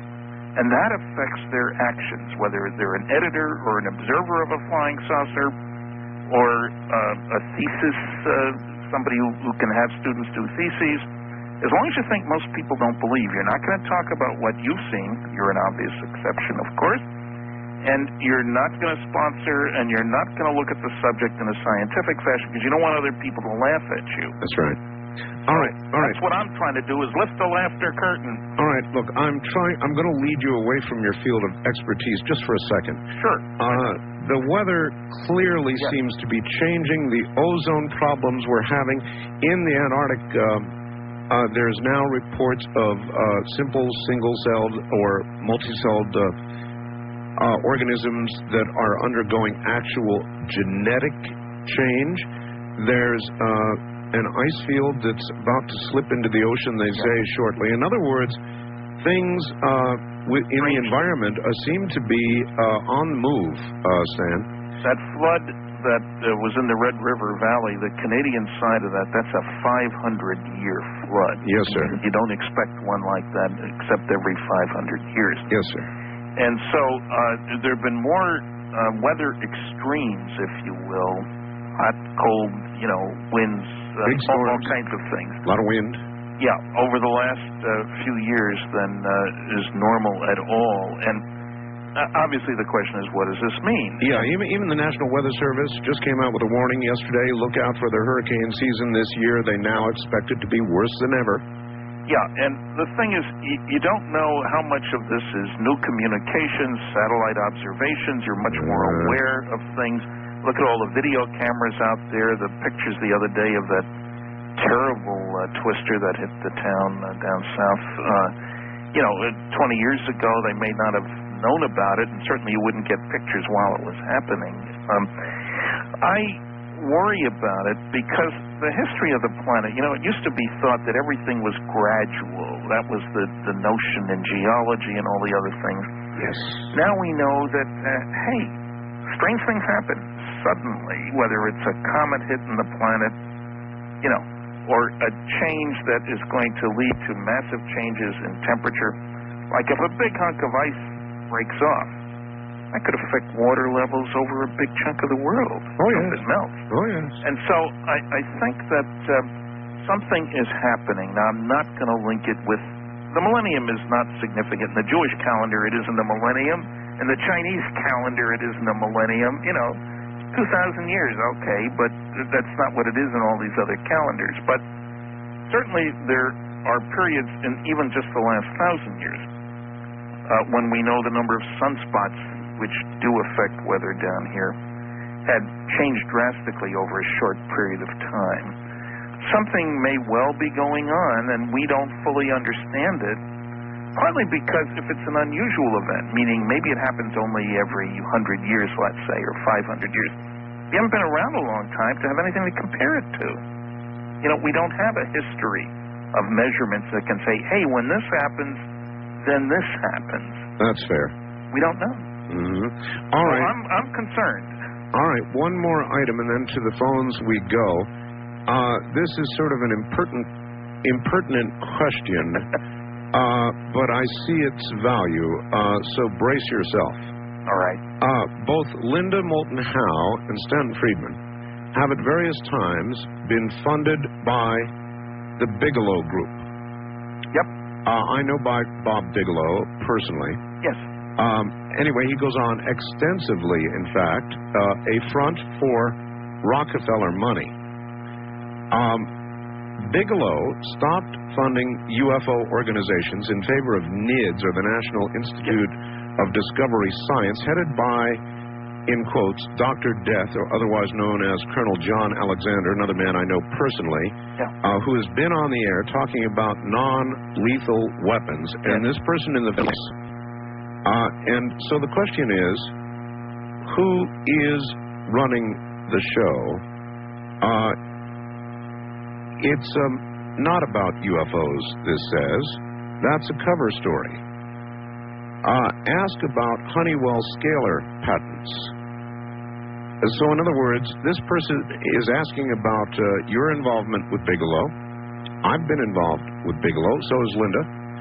And is there anything there, Stanton, that you would care to comment on? Well, all I can say is, yes, I had some research funding from Bob, and I found is that everything he said he would do, he did, and when he said he would do it. He's a hard-nosed businessman who wants results.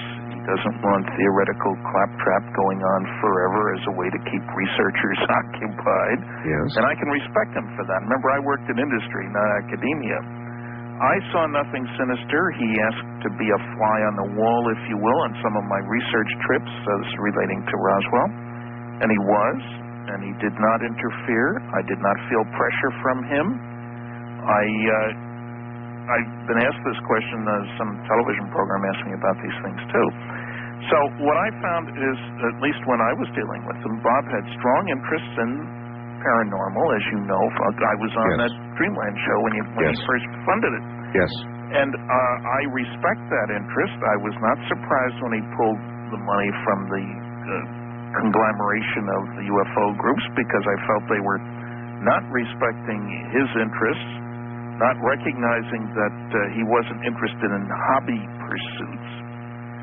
Bob is exceptional in one way. The UFO groups don't believe in paying anybody for their time. They'll pay expenses.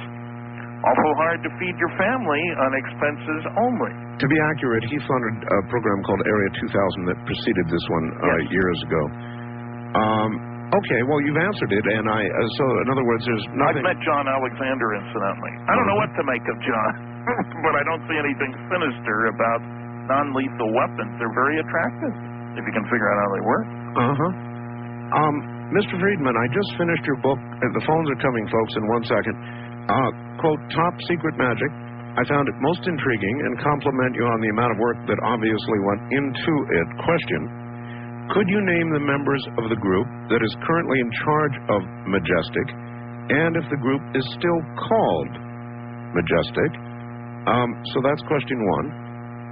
I would say this, that certainly almost 99.9% sure it wouldn't be called Majestic. Once a code word is blown, they change it so quick you wouldn't believe it. In other words, once it's in public, and the word Majestic has been out there for a decade, more than a decade. I cannot name the current members. I mean, after all, I'm dealing with stuff that happened pre-1955, if you look at the latest document. And if you knew their names now, or any of their names, would you give them out? Well, no is a critical word there. One can guess that people who had very good science background and worked in highly classified stuff for a long time, I would suggest two that come to mind, for example. Well, let me stop you right there and just straight out ask you. Also, was astronomer Carl Sagan, to your knowledge, ever a member of such a group? To my knowledge, no. And Carl and I talked about this the last time I saw him in 1992 at his home. I was speaking at Cornell University, and the professor who arranged that knew that we had been classmates, so we went over for milk and cookies kind of thing, and we talked at some length, and there was correspondence between us after that. And I would say, to the best of my knowledge, certainly no. And unlike all the other members, Dr. Donald Menzel was the preceding astronomer, if you will, who had close connections with the NSA, the CIA, did classified work for decades, taught cryptography, all that kind of stuff, was in the Navy during World War II. Carl was never in the military. He has frequently taken positions that were embarrassing and distressing to the government. Remember the nuclear winter and all that stuff? Of course. And so my feeling, and he admitted that if he did have the highest level clearance, he couldn't talk about it anyway. He did have a clearance to be on the O'Brien panel set up before the Condon report. But I would say my best bet, if you were going to pick an astronomer, this may surprise you and your listeners, but I would pick Frank Drake. Why? Because he had electrical engineering training. He worked on electronic countermeasures during his Navy service and before he got his PhD at Harvard, and was in the reserve for another 10 years. We know he had to have a high level of clearance to work on electronic countermeasures. All right. Back to Carl for a second. The reason for the question, because Mr. Sagan, indeed, seemed to have done a 180-degree turn during his career with regard to the entire ET issue. To what, then, would you attribute such a turnaround?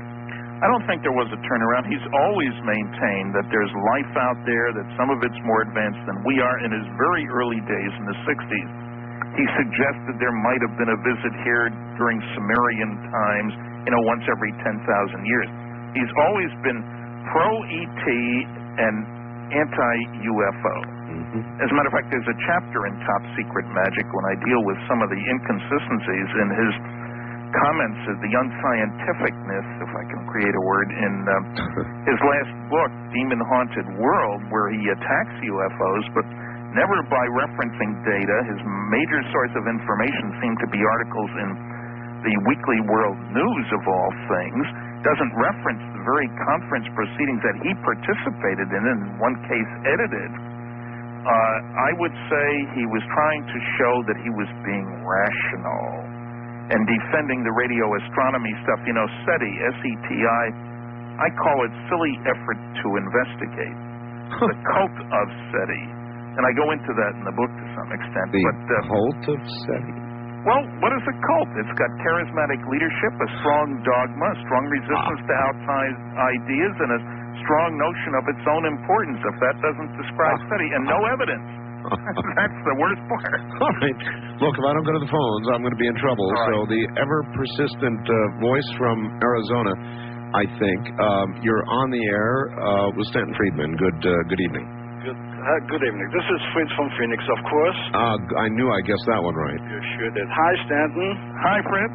Stanton, you're a researcher that is highly respected worldwide. Of course, that means everybody knows that your work means a lot. But even, Stanton, you has to leap yet over a few hurdles. And whenever I get... Yes, Stanton, honestly. And whenever I get a chance to talk to you like this radio program, of course, the Billy Meyer contact case comes up. and your scientific defense shotguns me usually, or you make comments about it, negative. Now, I told you on numerous occasions that the Billy Meyer case is not over yet, and that's recorded, and that the Palladian contact case, phase 2, will sooner or later emerge. Well, phase 2 is now in full swing.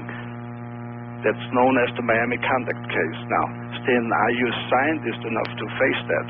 Oh, well, I'll jump in here, and I'll let you answer that, but I think the Miami contact case has a hell of a lot less credibility going for it in the interviews I've done and what I've been able to think about regarding what I've heard than the Billy Meyer case did. But, Stanton, what's your view? I don't have strong feelings because I don't know enough about Miami. I put things in my gray basket until I get enough information. I'm still not impressed with Billy Meyer, partly because of his supporters saying things that weren't true quite consistently. And, you know, you get a little tired after a while. I notice there's a big battle on the Internet between Michael Hesseman, yes, who is defending Billy Meyer, right, and Cal Corfu was attacking Roswell and did a, quote, expose book on Billy Meyer. And I think he probably went overboard there, too, although initially I was impressed. But I can't do much with gray basket cases. And certainly there are fraudulent aspects of the Billy Meyer case. Semyasi's hair was the same as our hair, that picture of Jesus, you know, all that sort of stuff. The Miami case, what can I say? I don't know enough to say anything, so I'm not going to. So in other words, with what you know right now, it would be in the same gray basket. Yes. All right. We don't have enough time to take another call right now. We will after the break, and I promise everybody we'll go hard to the phones after this break. Truly an intriguing, very intriguing night, wouldn't you say? My book, The Quickening, first edition, autographed copy, available for a little while longer because the second printing of this thing is selling out like crazy. The number is 1-800-64-7991. You can call that 24 hours a day until you manage to get through. That's 1-800-864-7991. This is Dreamland.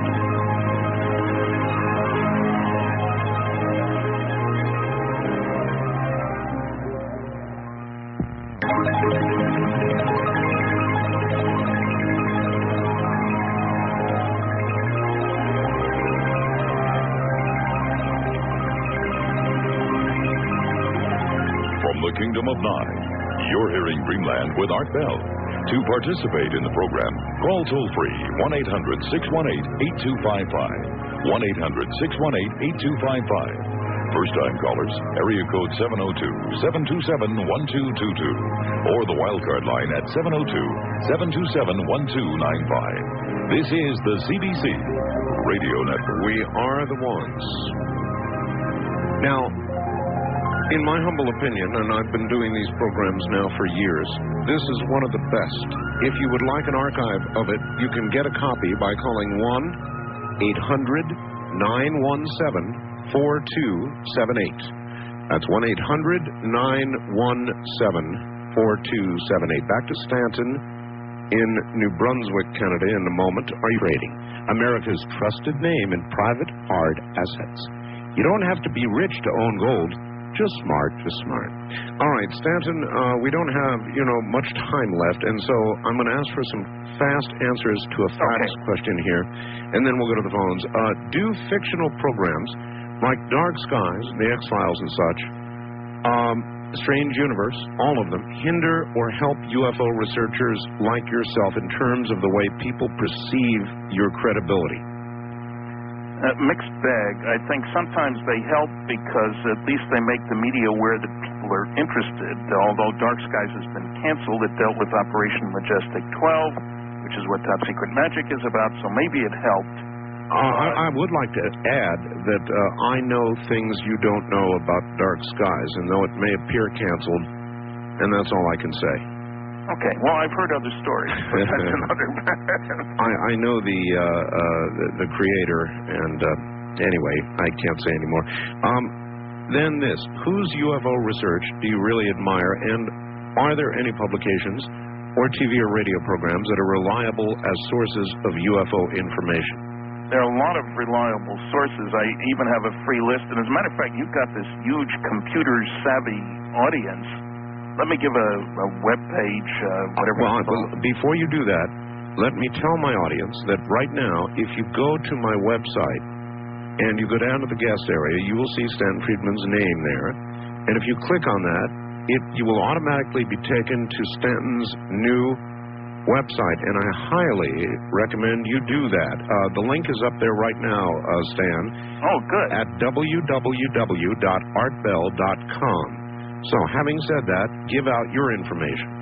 It's UFO-paranormal.com. UFO dash in the middle, right? Yeah, not underlined. Yeah, paranormal.com. And they'll get, it's a shopping market, if you will, but for free they can get an article on the Cosmic Watergate and a list of about 25 different videos, scientific papers, books, covering all aspects of the UFO phenomena. In terms of people whose work I admire, and, I'll give out my address, too, for people who have to go the old way, self-addressed stamp, number 10 envelope, Stan Friedman, Post Office Box 958, Holton, Houlton, Maine, ME, 04730-0958. I know not everybody has a computer. Yeah, you're going to have to do that again. Okay. People are not that fast. All right. It's Stan Friedman. Send a self-addressed stamp, number 10 envelope. You'll get a free list of papers and an article on the Cosmic Watergate. Post Office Box 958, Holton, Houlton, Maine, ME, 04730-0958. I live in New Brunswick. Holton's on the border between New Brunswick and Maine. I know I confuse people. He's in New Brunswick. Well, Post Office Box is in Maine to make it easy for Americans who are most of your audience. Actually, now that's somewhat changed, Stan. We have a line of 50,000 waters almost covering all of Canada. Great. And one last, and this is a big one, make it a fast answer if you can. Why is there so damn much conflict among UFO researchers? I think part of it is stimulated by the government. Disinformation always follows when good information has leaked out. There's also who's king of the hill. But as I said earlier, I spoke with Kevin Randall today. We agreed about a whole bunch of things. There wasn't any bad words between us at all. What's important here is the reality in Roswell's case of Roswell, not the trivial details that we differ on. So some of us, at least, are trying to change that. The enemy's the Air Force, you know what I mean? All right, back to the phones. East of the Rockies, you're on the air with Stanton Friedman. Hello, where are you, please? I'm in New York. In New York, all right. Hi, Stanton. Hi. How you doing? I have a question. Sure. Have you been keeping up on what Dr. Greer has been doing? I've been following through the internet and stuff. I've seen summaries of his work. I have very mixed feelings, partly because somebody else, not Dr. Greer, released the names of some of the people who provided information to this group of congressional representatives in Washington, and that was definitely a no-no. That people who were to participate were assured that their names wouldn't get out unless there was an amnesty kind of thing. I think he makes claims that on some cases cannot be substantiated by any evidence. He seems to be strongly against the typical abduction scenario, but without really giving any indication he's investigated it. So it's a mixed bag. And I think he used to be at least very naive about how security works. I mean, get somebody who's got friends to get their friends who have clearances to open up. Well, that's not the way it works. So, in opposition to the abduction research, but at the same time has led groups trying to call UFOs down? Yeah, he's trying to make contact. I think he wants to be Earth's first representative to the aliens, but That's foreign affairs, and the government has laws against doing that, frankly. Well, at least maybe he'd finally get the hearings he wanted, huh? All right, caller, anything else? Nope, that's all. All right, thank you very much, and take care. West of the Rockies, you are on the air with Stanton Friedman. Good evening or morning or whatever. Hello, Art. Hi. Thank you very much. Sure, where are you? Bill in Portland. Yes, sir. I wanted to comment about an hour ago when you were talking about no such agency. While I was in the military, excuse me, Mr. Friedman, I enjoy your insightful information. Thank you. And yes, you do have another intriguing show, Art. But while I was in the military, I was stationed on temporary duty at Fort George G. Meade, Maryland, the National Security Agency. The Puzzle Palace. Right. And it is that you only get to find out what you need to know, and even though I was in communications intelligence, I had very limited access to any information there. The Puzzle Palace is so much of a puzzle that when I went out for lunch one afternoon and came back in through a side door, the floors didn't line up and I didn't know where I was. I had to go back out the side and come back in the other end where I was. Do you have information, caller, that would bear on anything we've been discussing that you can or cannot talk about? No, Art, I don't. I do know, because this was such a long time ago and things have changed an awful lot, including the computer systems that are there and what we had when I was there. When I was overseas, I do know that within minutes of a rocket launch at Tartam missile range in Russia, we got an emergency notification. I'm sure all the bases around the world received that just to let us know what had happened. So we were very much on top of anything that happened. So if it's reasonable to conclude, which it is, I guess, that we could do that then, imagine what we can do now. Exactly. All right. Well, thank you very much. And I'm sure he's right, Stan. Oh, yes. No question about it. I've heard from other former NSA people. All right. First-time caller line. You're on the air with Stanton Friedman in New Brunswick. Hello. Hi. This is Bill calling from Willowick, Ohio, east of Cleveland. Yes, sir. And I guess the question is more of a historical reference type than more current, but I've just been reading microfilm articles out of the Cleveland Public Library over the past few years, and I stumbled on something after looking for actually another subject matter, but it had to do with President Truman and his waiting on a airport runway while his mother was dying on September 25th, 1947, while he was waiting to sign papers that actually turned out to be the formation of the National Security Act, with James Forrestal becoming the first Secretary of Defense after a year and a half of haggling. I don't know if you ever found any information in looking this up, but that was such a profound point to me that he would interrupt, and he never got to his mother's deathbed because of the fact that he delayed waiting for the papers to be corrected so he could sign all that in the act after all those months of haggling. It always struck me that the type of guy that he was, he would have said, the hell with it, we'll wait for it till I get back after my mother's death and we'll take care of this thing. But that and then the CIA being formed within all a 3-week period after that first week in July, it just astounds me. Well, it was a very busy time. It's also the date of one of the establishment of Operation Majestic 12. I go into that in Top Secret Magic, and it was an action-packed week of stuff right on the 25th of September. The whole government got changed. The Air Force became a separate body, not just the CIA, being converted from the old Central Intelligence Group. Forrestal actually took his oath a couple days early.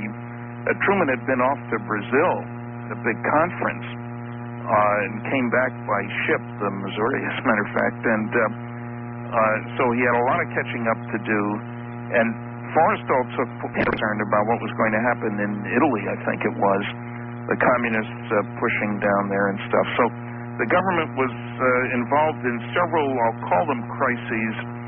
Mostly the outside world didn't know a heck of a lot about what was going on.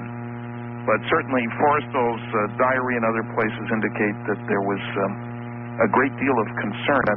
Yes, you're right, Truman was certainly dutiful to his mother, and it was a switch, but the Truman Library, I've been to 17 archives altogether, and the Truman Library isn't the plushest, but it's one of the nicest in terms of the people and being able to get out. There's a lot of stuff still classified at the Truman Library.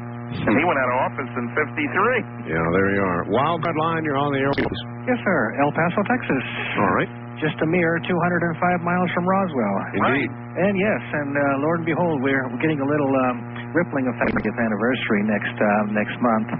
Anyway, Stanton, nice talking to you, sir. And is it so, sir? Kindly confirm what I found out myself about 4 or 5 months ago. At that time in 1947, the Soviet Union, their spies in the United States, actually had their little investigation in them. Or what may not have been.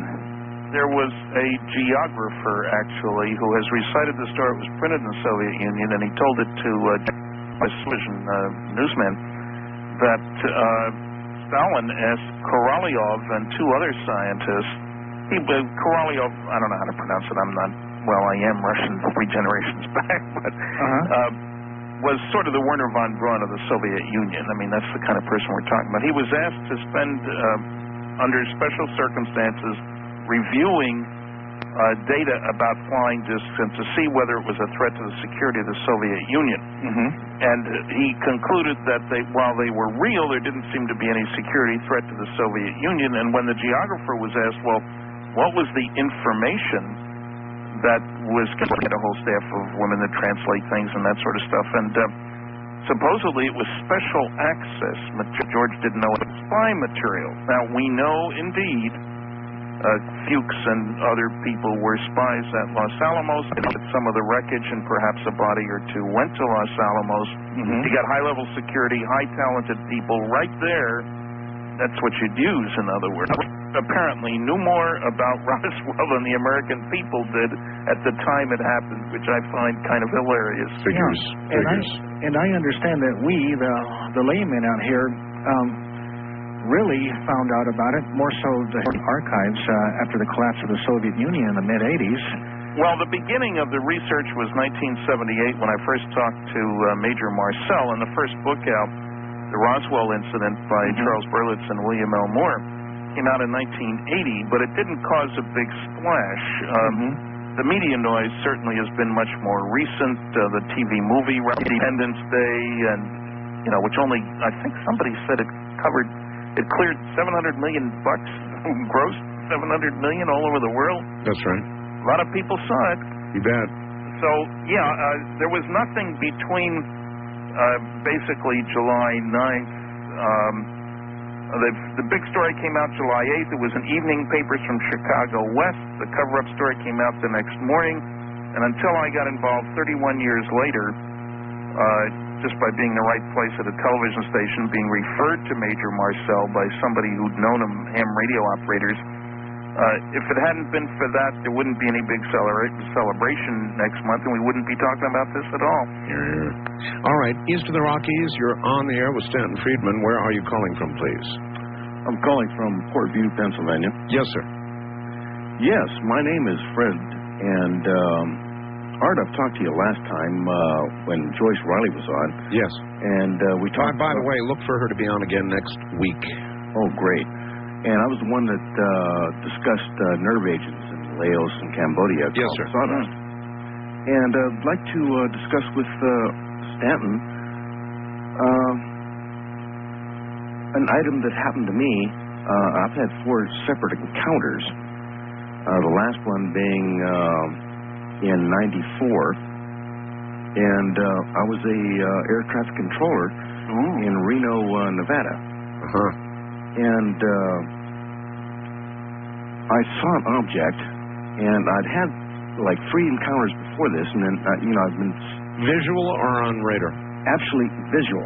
Okay. And then I checked the radar. And